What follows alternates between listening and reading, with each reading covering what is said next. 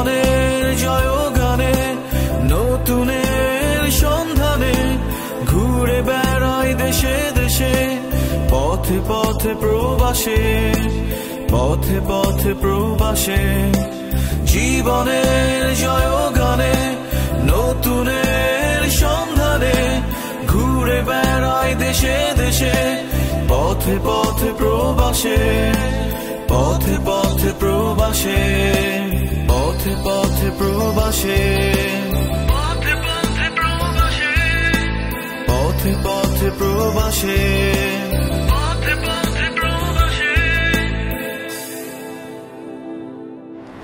পথে পথে প্রবাসের পঞ্চম পর্বে আবারও আপনাদের সামনে হাজির হলাম আমি ফয়সাল আহমেদ দীপ। আমরা প্রকৃতিকে ভালোবাসি আর প্রকৃতির সেই অপরূপ সৌন্দর্যকে আমাদের মনে প্রতিনিয়ত দোলা দেয়। খুব কাছ থেকে উপঢৌকন করতে পাহাড় ঘেরা পথ, সবুজের সমারোহ, পাহাড়ি ঝর্ণা, বৃক্ষের মেলা, বহমান নদী, মেঘের ভেলা, শরতের কাশফুল, বালুচর দ্বীপদের খেলা। কখনো কখনো সময় আর সুযোগ হয়ে ওঠে না খুব কাছ থেকে উপঢৌকন করার, আবার কারো সাধ্যের বাহিরেও থাকে। দর্শক, আমাদের অনুষ্ঠানে আপনাদের সামনে উপস্থাপন করার চেষ্টা করি প্রবাসের ইতিহাস, ঐতিহ্য, সাহিত্য এবং সংস্কৃতি। এবারের পর্বেও আপনাদের সামনে তুলে ধরব ইউরোপ ইতিহাসের এক অবিচ্ছেদ্য অঙ্গ স্পেন এবং স্পেনের সেই ঐতিহ্যবাহী শহর বার্সেলোনাকে। স্পেন হলো ভূমধ্যসাগরের পশ্চিমে পর্তুগালের সাথে অবস্থিত একটি দেশ। ইউনেস্কো ওয়ার্ল্ড হেরিটেজ সাইটের দিক থেকে হিসেব করলে স্পেনের অবস্থান দ্বিতীয়। স্পেনের মানুষেরা, বিশেষত আদিবাসীরা, খুবই বন্ধুত্বপূর্ণ। তাদের জীবনধারা নিরুদ্বেগ, তারা খুব ভালো রান্না করতে পারে এবং নানা ধরনের উৎসব লেগেই থাকে। এই কারণে স্পেনকে ইউরোপের অন্যান্য দেশগুলো থেকে আলাদা বলা হয়। স্পেনে ভ্রমণ করার মতো অনেক স্থান রয়েছে। এদের মধ্যে স্পেনের সমৃদ্ধ রাজধানী মাদ্রিদ, বার্সেলোনা, সেভিল্লে, গ্রানাডা, কর্দোবা। রয়েছে নানা ধরনের ইসলামিক স্থাপত্য। তাছাড়া রয়েছে বেলিয়ারিক ও ক্যানোরি দ্বীপপুঞ্জ। এত কিছু একসাথে ঘুরে দেখতে চাইলে স্পেনে চলে যেতে পারেন। প্রতি বছর স্পেনে সারা বিশ্ব থেকে প্রচুর মানুষ ভ্রমণের উদ্দেশ্যে যায়। আপনার মূল্যবান ছুটির সময়টা বিনোদনের সাথে উপভোগ করার জন্য স্পেন হতে পারে আপনার পছন্দের অন্যতম স্থান। স্পেনের প্রথম দিকের অধিবাসীরা মূলত ক্যাল্ট ও আইবেরীয়রা। এক দীর্ঘমেয়াদী ও প্রবল যুদ্ধের পর আইবেরীয় উপদ্বীপ রোমান রাজত্বের অন্তর্ভুক্ত হয় এবং পরিচিত হয় হিস্পেনিয়া নামে। মধ্যযুগের প্রথম দিকে এটি জার্মান শাসনাধীনে গেলে পরবর্তীতে মুসলিমরা দেশটি জয় করেন।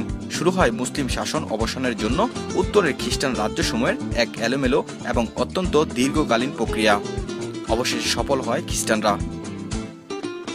1492 সালে কলম্বাস যখন অজানা দ্বীপ আমেরিকায় পৌঁছেন, তখন মুসলিম শাসনের শেষ চিহ্নটুকু নিশ্চিহ্ন হয়ে যায় গ্রানাডা থেকে।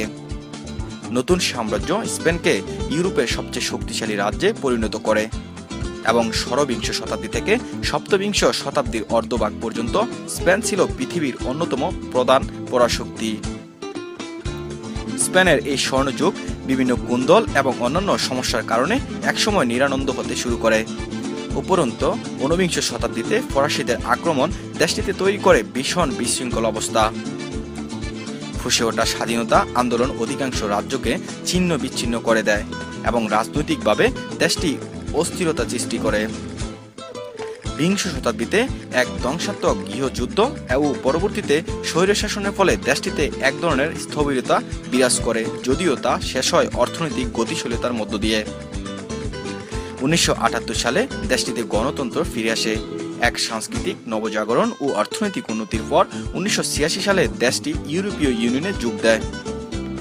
স্পেনের রাজনীতি একটি সংসদীয় প্রতিনিধিত্বমূলক গণতান্ত্রিক সাংবিধানিক রাজতন্ত্রের কাঠামোতে পরিচালিত হয়। এই ব্যবস্থায় স্পেনের রাজা হলেন রাষ্ট্রপ্রধান এবং রাষ্ট্রপতি হলেন একটি বহুদলীয় ব্যবস্থাতে সরকারি নেতা। সরকারের হাতে নির্বাহী ক্ষমতা ন্যস্ত। কেন্দ্রীয় আইন প্রণয়ন ক্ষমতা সংসদের দুটি কক্ষের হাতে ন্যস্ত থাকে। বিচার বিভাগ নির্বাহী ও আইন প্রণয়নকারী বিভাগ থেকে স্বাধীন। 5,05,900 বর্গ কিলোমিটার এলাকা জুড়ে স্পেনের আয়তন। আয়তনের দিক থেকে বিশ্বের 51তম দেশ। দেশটির দক্ষিণ পশ্চিম ইউরোপের আইবেরীয় উপদ্বীপে অবস্থিত। স্পেন পশ্চিম দিকে পর্তুগাল এবং উত্তর পূর্ব দিকে ফ্রান্স ও আন্ডোরার সঙ্গে সংলগ্ন।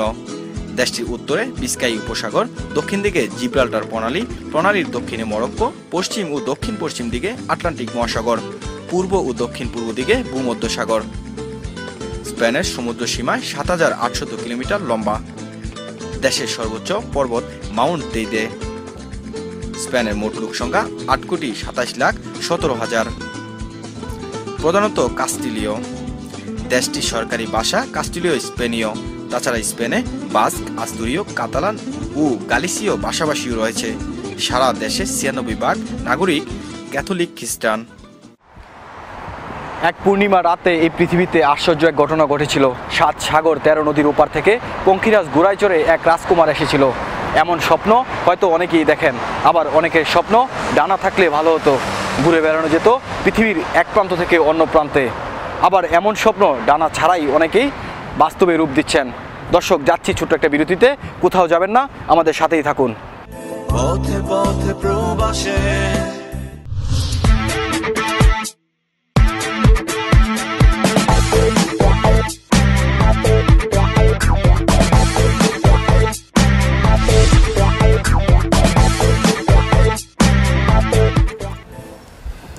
Bangladesh Business Consulting. It's your business. It's our business. পথে পথে প্রবাসে। বিরতির পর আবারও স্বাগতম আপনাদের সবাইকে। সভ্যতার আদিকাল থেকে মানুষ অনুসন্ধান করেছে বেঁচে থাকার কিংবা অন্যের জীবন বাঁচানোর নানা কৌশল।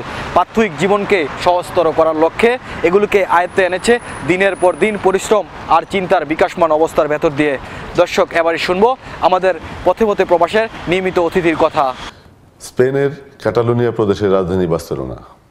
ভূমধ্যসাগরের তীরে অবস্থিত এই শহর সমস্ত ইউরোপের সবচেয়ে পরিচ্ছন্ন এবং আরামদায়ক শহর হিসেবে দীর্ঘদিন যাবৎ তার স্থান দখল করে রয়েছে। বন্দর নগরী হিসেবেও বার্সেলোনার খ্যাতি অনস্বীকার্য। প্রায় ৪ মিলিয়ন লোক এই শহরে বাস করলেও এটি ইউরোপের ষষ্ঠ জনবহুল শহর। ঐতিহাসিক তথ্য অনুযায়ী রোমান সাম্রাজ্যকাল থেকেই বার্সেলোনার গুরুত্ব ছিল অপরিসীম। শিল্প সংস্কৃতি কেন্দ্রবিন্দু হওয়ার কারণে বার্সেলোনা ইউনেস্কো হেরিটেজ হিসেবে স্বীকৃতি পেয়েছে। ১৯৯২ সালে গ্রীষ্মকালীন অলিম্পিকের পাশাপাশি বিশ্বমানের সম্মেলন, প্রদর্শনী, বিভিন্ন আন্তর্জাতিক খেলাধুলার আয়োজন করার পরিপ্রেক্ষিতে এই শহর তার বিশেষ সুনাম অর্জন করতে সক্ষম হয়েছে। স্পেনের বার্সেলোনা আজ সমস্ত বিশ্বের অর্থনৈতিক, বাণিজ্যিক, সাংস্কৃতিক, ক্রীড়া এবং শিক্ষাক্ষেত্রে এক বিশিষ্ট ভূমিকা পালন করছে। অর্থনৈতিকভাবে শক্তিশালী এই শহর সমস্ত ইউরোপীয় ইউনিয়নের একটি ব্র্যান্ড শহর হিসেবে পরিচিতি লাভ করেছে। ২০১২ সালে বিশ্বব্যাপী অর্থনৈতিক মন্দার কারণে স্পেনের যে বিপর্যয় আরম্ভ হয় তার প্রভাব থেকে বার্সেলোনাও রক্ষা পায়নি। চমৎকার যোগাযোগ ব্যবস্থা এবং সার্বক্ষণিক সংযোগ থাকার কারণে প্রতি বছর প্রায় ৩৫ মিলিয়ন পর্যটক বার্সেলোনায় বেড়াতে আসেন। এতে এই শহরের অর্থনৈতিক ভারসাম্য অনেকভাবে সুরক্ষিত রয়েছে।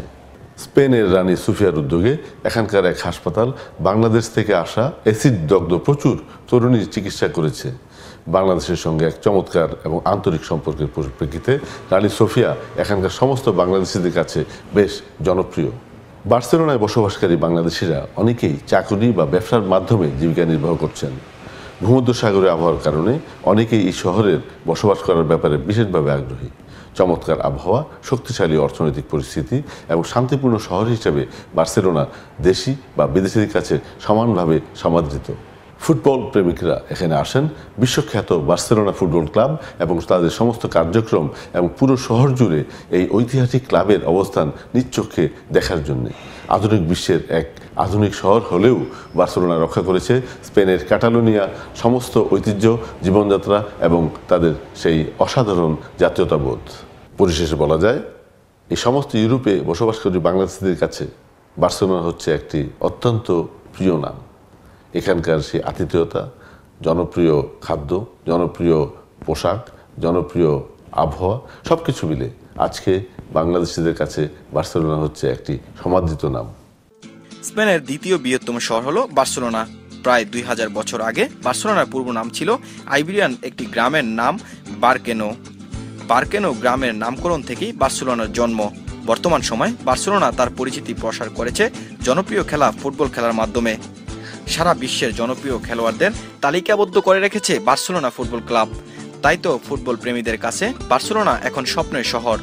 খুব কম সময়ের জন্য বার্সেলোনা ঘুরতে গেলে আপনার চোখের সামনে ভেসে উঠবে এখানকার রান্না, শিল্প, সংস্কৃতি ও স্থাপত্য। ১৯৭০ সালের পর থেকে বার্সেলোনার অবকাঠামোর যে পরিমাণ সংস্কার হয়েছে তা চোখে পড়ার মতো। আর এই কারণেই পর্যটকদের জন্য বার্সেলোনা এখন বিনোদনের কেন্দ্রবিন্দু। রোমান সাম্রাজ্যকাল থেকে বার্সেলোনা রোমান শহর হিসেবে প্রতিষ্ঠিত ছিল। মধ্যযুগে বার্সেলোনা পরবর্তী রাজধানী শহর হিসেবে গড়ে ওঠে। আরাগান রাজ্যের সাথে মিলে বার্সেলোনা একটি গুরুত্বপূর্ণ ভূমিকা রাখায় দিন দিন এর তাৎপর্য বৃদ্ধি পেতে থাকে। বার্সেলোনার একটি সমৃদ্ধ সাংস্কৃতিক ঐতিহ্য আছে এবং সাংস্কৃতিক কেন্দ্রবিন্দু হওয়ায় পর্যটকদের পছন্দের তালিকায় বার্সেলোনা স্থান করে নেয়। 1992 সাল থেকে গ্রীষ্মকালীন অলিম্পিকের পাশাপাশি বিশ্বমানের সম্মেলন, প্রদর্শনী, আন্তর্জাতিক খেলাধুলার প্রতিযোগিতার আয়োজক দেশ হিসেবে বার্সেলোনা বেশ পরিচিতি লাভ করে। বার্সেলোনা আজ বিশ্বের নেতৃস্থানীয় দেশগুলোর মধ্যে পর্যটন, অর্থনৈতিক, বাণিজ্য মেলা, প্রদর্শনী, সাংস্কৃতিক, ক্রীড়া, শিক্ষা, বিনোদন, মিডিয়া, ফ্যাশন, বিজ্ঞান ও শিল্পকলায় তার অবস্থান এবং অনন্য অবদানের ক্ষেত্রে গুরুত্বপূর্ণ ভূমিকা রাখায় বিশ্বব্যাপী পরিচিতি লাভ করেছে। বার্সেলোনা অর্থনৈতিকভাবে বেশ শক্তিশালী। পরিসংখ্যানে জানা যায় 2008 সালে জিডিপির হারে ইউরোপীয় ইউনিয়নের অন্যান্য শহরগুলোর মধ্যে চতুর্থ অবস্থানে ছিল, বিশ্বের মধ্যে 35তম ছিল। 2009 সালে বার্সেলোনার মাথাপিছু জিডিপির হারে তৃতীয় অবস্থানে চলে আসে, ইউরোপীয় ইউনিয়নের মধ্যে এবং একটি ব্র্যান্ড শহর হিসেবে পরিচিতি লাভ করে। 2012 সালে বিশ্বব্যাপী যখন অর্থনৈতিক মন্দা শুরু হয় তখন স্পেনের অর্থনীতিও ভেঙে পড়ে।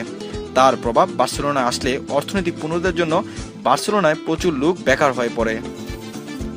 যোগাযোগ ব্যবস্থা ক্ষেত্রে দেখা যায় বার্সেলোনায় সমুদ্র বন্দর, বিমান এবং দ্রুতগতির ট্রেন, যা ফ্রান্সের মাধ্যমে ইউরোপের অন্যান্য দেশগুলোর মধ্যে একটা সংযোগ থাকায় প্রতি বছর 35 মিলিয়ন পর্যটক বার্সেলোনায় আসেন ব্যবসায়িক কাজে এবং ভ্রমণ করার উদ্দেশ্যে।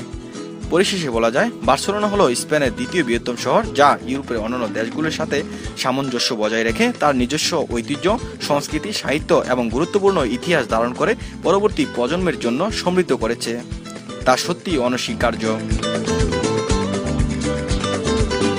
পৃথিবীর আদিকাল থেকে মানুষের মাঝে একটা সভ্যতা ছিল, তবে অন্য সব প্রাণীদের যে সভ্যতা ছিল না সে কথাও ঠিক নয়, কারণ স্রষ্টা সৃষ্টির সময় অন্য সব প্রাণীদের একটা জীবন ধারা নির্দিষ্ট করে দিয়েছিলেন, তবে মানুষের মাঝে দিয়েছেন বিবেক। মানুষ সেই বিবেক দিয়ে গড়ে তুলেছেন আজকের এই সমাজ।